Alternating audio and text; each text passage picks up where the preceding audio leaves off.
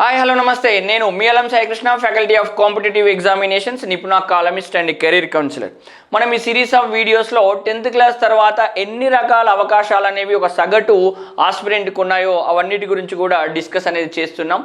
మనం ఇప్పటివరకు చేసిన వీడియోస్లో మొదటి వీడియో స్పెషల్లీ స్టూడెంట్స్ కోసం, రెండో వీడియో స్పెషల్లీ పేరెంట్స్ కోసం, అదేవిధంగా దాని తర్వాత వీడియోస్ అన్నీ కూడా కోర్సెస్ పైన చేయడం అనేది జరిగింది.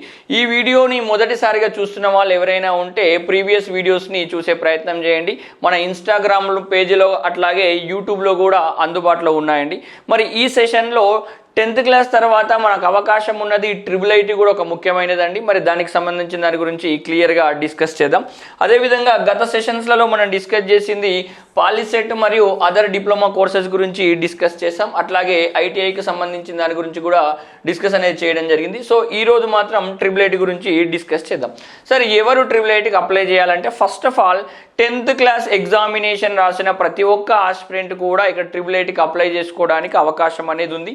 అది గవర్నమెంట్ స్కూల్లో చదువుకున్నా, గవర్నమెంట్ రెసిడెన్షియల్ స్కూల్లో చదువుకున్నా, అట్లాగే ప్రైవేట్ స్కూళ్ళలో చదువుకున్నా ఎవరైనా కానీ ఇక్కడ అప్లై చేయడానికి అవకాశం అయితే ఉంది. సో అప్లై చేసేదానికంటే ముందు ఫస్ట్ ఆఫ్ ఆల్ IIITని ఎందుకు ఎంచుకోవాలంటే, నీ లక్ష్యం ఇంజనీర్ కావాలనుకుంటే, నీ లక్ష్యం ప్రభుత్వ ఇన్స్టిట్యూషన్లో ఇంజనీర్ చదవాలనుకుంటే IIIT సైడ్ వెళ్ళాల్సిన అవసరం అనేది ఉంది. నేను ఇంజనీర్ కాను, నాకు అవసరం లేదు అనుకుంటే IIITకి అప్లై చేయాల్సిన అవసరం కూడా లేదు.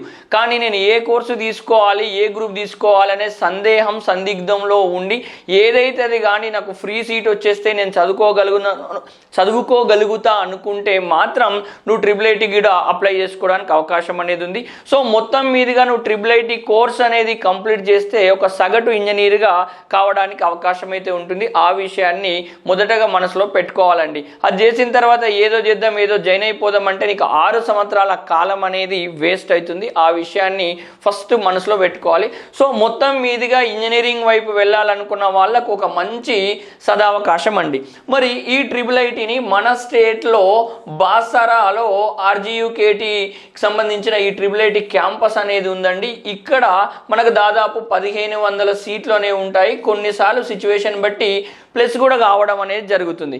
కానీ ఈ విద్యా సంవత్సరం నుంచి మనకు IIITలో మహబూబ్ నగర్ క్యాంపస్లో కూడా కొన్ని సీట్స్ని అలాట్ చేయడం అనేది జరిగింది. ఇక్కడ కొన్ని బ్రాంచెస్ అనేవి స్టార్ట్ చేయడం అనేది జరిగిందండి.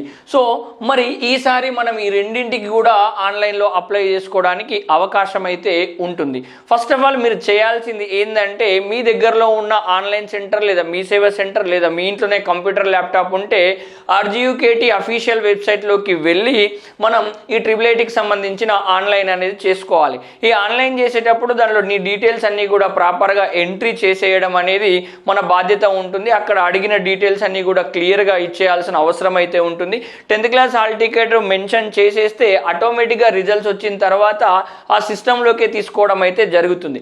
మీరు అప్లై చేసిన తర్వాత రూల్ ఆఫ్ రిజర్వేషన్ని అనుసరించి అట్లాగే RGUKT ఎస్టాబ్లిష్ చేసినప్పుడు గ్రామీణ ప్రాంత విద్యార్థుల కోసమే లక్ష్యంగా దీన్ని తీసుకొచ్చిన ఉద్దేశంతో ఎవరైతే నాన్ రెసిడెన్షియల్ గవర్నమెంట్ స్కూళ్ళలో చదువుకున్న వాళ్ళైతే ఉంటారో, మున్సిపాలిటీలో కానీ జెడ్పీ స్కూళ్ళలో చదువుకున్న వాళ్ళు ఉంటారో వాళ్లకు ప్రతి సబ్జెక్టుకి మనకు 4 మార్కులు కలపడం అనేది జరుగుతుందండి. ప్రతి సబ్జెక్టుకి 4 మార్కులు కలుపుతారు. ఫర్ ఎగ్జాంపుల్ 100 మార్కులకు మీకు 80 మార్కులు వచ్చినాయనుకో, మీకు ఇక్కడ +4 అవుతుంది. తెలుగు కావచ్చు. హిందీలో 75 అయితే ఇక్కడ +4 అవుతుంది. మ్యాథ్స్లో 60 అయితే +4 అవుతుంది. ఇట్లా ప్రతి సబ్జెక్టుకి ఈ సంవత్సరం రూల్స్ ప్రకారం +4 మార్కులు అయితే కలపడం జరుగుతుంది. ఈ మార్కులు గవర్నమెంట్ నాన్ రెసిడెన్షియల్ స్కూల్ పిల్లలకు మాత్రమే కలుపుతారండి. అట్లాగే రెసిడెన్షియల్లో చదువుకున్న వాళ్ళు మేబీ KGBVలు కావచ్చు, గురుకులాలు కావచ్చు, ఇట్లాంటి వాటిలో చదువుకున్న వాళ్ళకు మాత్రం మార్క్స్ అనేవి కలపరు. అట్లాగే ప్రైవేట్ ఇన్స్టిట్యూషన్లో చదువుకున్న వాళ్ళకు కూడా మార్క్స్ అనేవి కలపరండి. కేవలం నాన్ రెసిడెన్షియల్ గవర్నమెంట్ స్కూల్ వాళ్ళకి ఈ మార్కులు కలిపిన తర్వాత as per rule of reservation ప్రకారం సీట్స్ అనేవి ఎంపిక చేయడం జరుగుతుంది. 100% సీట్లలో 85% సీట్లు తెలంగాణ విద్యార్థులకి ఉంటాయండి. 15% ఆఫ్ సీట్స్ మాత్రం అదర్ స్టేట్స్ వాళ్ళకు ఉండడం అనేది జరుగుతుంది. అట్లాగే దాని నుంచి కొంచెం గ్లోబల్ కేటగిరీ వేరే కంట్రీ వాళ్ళకు కూడా ఇవ్వడానికి అవకాశం అనేది కూడా ఉంది. సో ఈ 85% ఆఫ్ సీట్స్ అనేవి కూడా మనకు వీళ్ళు ఇచ్చిన షెడ్యూల్ ప్రకారం as per rule of reservation merit ప్రకారం సీట్లను ఎంపిక చేయడం అనేది జరుగుతుంది. ఎంపిక అయిన తర్వాత తర్వాత ప్రొవిజనల్ లిస్ట్లో నీ యొక్క డీటెయిల్స్ గినా ఉంటే నువ్వు IIITకి ఎంపిక అయినట్లు. సో ఎంపిక అయిన తర్వాత మీ యొక్క సర్టిఫికేట్స్ అన్నింటినీ కూడా తీసుకొని IIIT క్యాంపస్కు వెళ్ళాల్సిన అవసరం అయితే ఉంటుంది. అక్కడ సర్టిఫికేట్ వెరిఫికేషన్ చేసిన తర్వాత నీ సీట్ని కన్ఫర్మ్ చేయడం అనేది జరుగుతుంది. అట్లాగే ఈ అప్లికేషన్ ప్రాసెస్లో స్పెషల్ కేటగిరీ వాళ్ళు ఉంటారు, మేబీ ఫిజికల్లీ హ్యాండిక్యాప్డ్ కావచ్చు, లేదా స్పోర్ట్స్ కోటా కావచ్చు, లేదా ఇతరత్ర స్పెషల్ కేటగిరీ వాళ్ళకు మనకు నోటిఫికేషన్లు ఇచ్చారు. వాళ్ళు అప్లై చేసిన తర్వాత ప్రింట్ను తీసుకొని దానికి కొన్ని మన జిరాక్స్లను అటాచ్ చేసి IIIT క్యాంపస్కు పంపాల్సిన అవసరం అనేది ఉంటుంది. వీళ్ళకి సంబంధించిన వెరిఫికేషన్ అనేది డేట్స్లో చేంజెస్ అనేది ఉంటుంది. ఈ నార్మల్ వాళ్ళకు, ఈ స్పెషల్ కేటగిరీ వాళ్ళకు వెరిఫికేషన్లో చేంజెస్ అనేది ఉంటుంది. ఆ విషయాన్ని కూడా మనం గమనించాల్సిన అవసరం అనేది ఉంటుంది.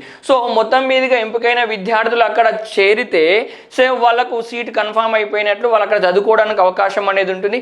దాదాపు 2-3 ఫేజులలో కూడా కౌన్సిలింగ్ని కంటిన్యూ చేస్తారు. చాలామంది అప్లై చేసిన తర్వాత సీట్స్ వచ్చినా కానీ వెళ్ళకుండా ఉంటే అది సెకండ్ ఫేజ్లోకి, థర్డ్ ఫేజ్లోకి కంటిన్యూ కావడం జరుగుతుంది. మొత్తం మీదుగా ఈ క్యాంపస్లో ఎన్ని సీట్స్ ఉన్నాయో అవన్నింటిని కూడా ఫిల్ చేస్తారు. ఈసారి అడిషనల్గా మనకు మహబూబ్ నగర్ కూడా కలవడం వల్ల కొన్ని సీట్స్ ఎక్కువ మంది విద్యార్థులు చదువుకునే అవకాశం అనేది మనకి ఇక్కడ దొరికిందండి.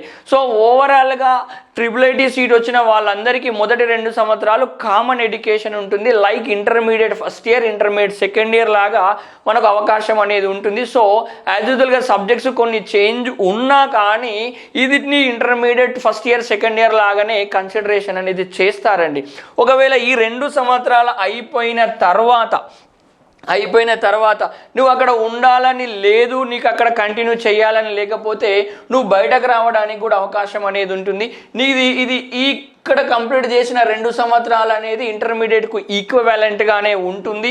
సో ఈ క్వాలిఫికేషన్ తోటి రేపొద్దున నువ్వు ఎంసెట్ ఎగ్జామినేషనో, జేఈఈ మెయిన్సో, అడ్వాన్సో రాయడానికి, అట్లాగే అదర్ యూనివర్సిటీ ఇంజనీరింగ్ సీట్ల కోసం రాయడానికి అవకాశం అనేది ఉంటుంది.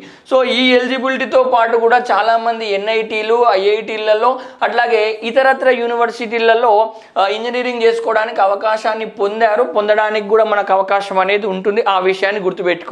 లేదు సార్ 2 సంవత్సరాల తర్వాత మేము అక్కడనే బీటెక్ కంటిన్యూ చేయాలనుకుంటే, అంటే ఇది ఇంటర్మీడియట్ 2 ఇయర్స్గా కన్సిడరేషన్ చేస్తాం, మిగిలిన 4 సంవత్సరాలను బీటెక్గా కన్సిడరేషన్ చేస్తాం.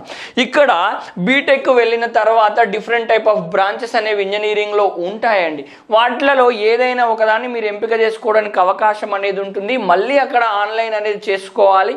ఈ ఆన్లైన్ చేసుకున్న తర్వాత అక్కడ కూడా మీ యొక్క మెరిట్, అంటే ఇక్కడ చదివిన 2 సంవత్సరాల మెరిట్ని బేస్ చేసుకొని, మీ రూల్ ఆఫ్ రిజర్వేషన్ని బేస్ చేసుకొని ఈ ఇంజనీరింగ్లో ఉన్న బ్రాంచెస్లో మనకు ఏదైనా ఒకటి రావడానికి అవకాశం అనేది ఉంటుంది. ఫర్ ఎగ్జాంపుల్ నీకు కంప్యూటర్ సైన్స్ వచ్చింది అనుకుందాం, 4 సంవత్సరాల కంప్యూటర్ సైన్స్ కోర్స్ చేసేస్తే నువ్వు బీటెక్లో కంప్యూటర్ సైన్స్ స్పెషలైజేషన్ తోటి బయటకు రావడానికి అవకాశం అనేది ఉంటుంది. సో ఇక్కడ కూడా క్యాంపస్ ప్లేస్మెంట్స్ అనేవి ఉంటాయి. ఈ క్యాంపస్ ప్లేస్మెంట్స్లలో కూడా మనం ఇన్ కావడానికి అవకాశం అనేది ఉంటుంది. రేపు పొద్దున నువ్వు క్యాంపస్ ప్లేస్మెంట్స్లలో ఇన్ కాకపోయినా, లేదా క్యాంపస్ ప్లేస్మెంట్స్కి అనివార్య కారణాల వల్ల రాకపోయినా, బయటకు వచ్చిన తర్వాత కూడా విభిన్న రకాల కంపెనీల సైడ్ కూడా వెళ్ళడానికి అవకాశం అనేది ఉంటుంది. ఇక్కడ ఈ 6 సంవత్సరాల కోర్స్ అనేది 2+4గా డివైడ్ అయిపోతే, ఇటు ఒకటి ఇంటర్మీడియట్ అయిపోయింది, ఇటు ఒకటి గ్రాడ్యుయేషన్ అనేది అయిపోయింది. ఈ గ్రాడ్యుయేషన్ తోటి నువ్వు విభిన్న రకాల కంపెనీల సైడ్ పోవడానికి అవకాశం ఉంది. లేదు రేపు పొద్దున రాష్ట్ర కేంద్ర ప్రభుత్వాల ఉద్యోగాల సైడ్ కూడా వెళ్ళడానికి అవకాశం అనేది కూడా ఉంటుంది. ఆ విషయాన్ని గుర్తుపెట్టుకోవాలండి. సో మెయిన్ మోటో IIIT అంతా కూడా దేనికి సంబంధించింది? ఇంజనీరింగ్కి సంబంధించింది. మరి ఈ విద్యా సంవత్సరము వచ్చిన నోటిఫికేషన్ డీటెయిల్స్ గమనిస్తే ఆల్రెడీ నోటిఫికేషన్ వచ్చేసింది. మనకు అప్లికేషన్ ఆన్లైన్ ప్రాసెస్ కూడా మనకు స్టార్ట్ అయింది. లాస్ట్ డేట్ ఆఫ్ అప్లికేషన్ అనేది మే 10th వరకు అనేది ఉందండి. రిసీవింగ్ ప్రింట్అవుట్ స్పెషల్ కేటగిరీ వాళ్ళకు మే 20 వరకు లాస్ట్ డేట్ అనేది ఉందండి.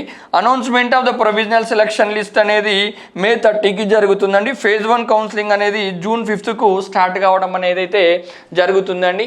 ఇది IIITకి సంబంధించిన క్లియర్ ఇన్ఫర్మేషన్ అండి. ఇంకా ఏవైనా డౌట్స్ ఉంటే మీరు అక్కడ కమెంట్ బాక్స్లో మెన్షన్ చేసే ప్రయత్నం అయితే చేయండి. దీనికి సంబంధించిన ఏ డౌట్ ఉన్నా కానీ నేను క్లారిఫై చేసే ప్రయత్నం అయితే చేస్తాను. Thank you so much. జై హింద్.